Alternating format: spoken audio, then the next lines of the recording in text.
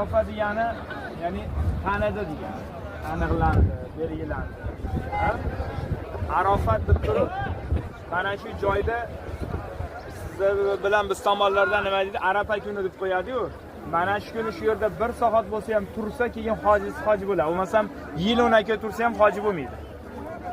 Endi hozir mana bu issiq o'xshayapti quyosh, o'tgan yili, ya'ni 24-yilda qilgan hojilarimiz 50 gradus issiqda shu yerda haj qildi. Bitta ehromlarni xolos, mana shu meni faraz qilavering. Hech narsasi yo'q, issiq toshlarni ustida.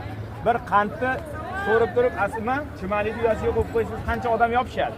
Mana shu makon hamma yo'q odam bilan to'la bo'ladi. 4,5 million, 5 million odam bir paytda o'zi shu yerda o'sadi. Mashaqqati juda ham ko'p. Bu yerda kelishadi, piyoda yurib, hozir biz jicha joyga qo'yganimizga avvalgi kelganlar aytayapti, biz avtobusimizni yaqinga boruvdi, uzoqqa qo'ydi deyapti. Agar hajga kelgan odamlar bo'lsa, Musa hoji aka, aytib bering bularga qancha piyoda yurib kelasizlar? Eshitdilaringmi? 30 kilometr piyoda yurib keladi. Hozir avtobusimiz 500 metr uzoqdaligiga oldin kelganlar yaqinroqqa qo'ygancha uzoqqa qo'ydi deyapti. Hajning ishi mashaqqat. Payg'ambar alayhisalom al-hajju mashaqqatun deganlar.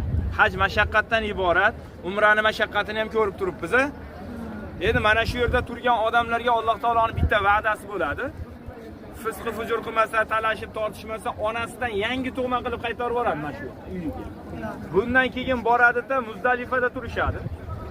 Bir kecha o'sha yerda tunashib, undan keyin 4 kun Minoda turishadi. Mana shu 5 kun, 6 kun hajda mashaqqatli ishi bor. Bir adashib qolgan odam chodirini topib borishlik uchun hozir chodirlarni ham ko'rsatamiz sizlarga. Bir kun, 1,5 kun oqtarib yuradi. Agar bijagini yo'qotib qo'ygan bo'lsa, bo'ldi endi haramda topadi sheriklar. Hajini qilaveradi. Shunaqangi mashaqqatli ishlarning nomini haj deb ataydi. Lekin uni savobi haji mabrur qila oladigan bo'lsa, uni savobi nima bo'ladi desa, jannat bo'ladi. Haji mabrur qilishlik uchun nima qilish kerak desa, haj asnosida biror rakat farz namozni qazo qilib qo'ymaslik kerak. Tushunarli bo'ldimi? Biror vaqt namozni qazo qilib qo'ymaslik kerak. Mana shu otini haji mabrur deydi. Ya'ni birovga ozor bermaydi, ibodatini joyida qiladi, jinoyat qilmaydi. Mana shularda otini haji mabrur deydi. Lekin eng tepasida turadigan haji mabrur qilishlikni eng tepasida turadigani namozini qazo qilib qo'ymaydi.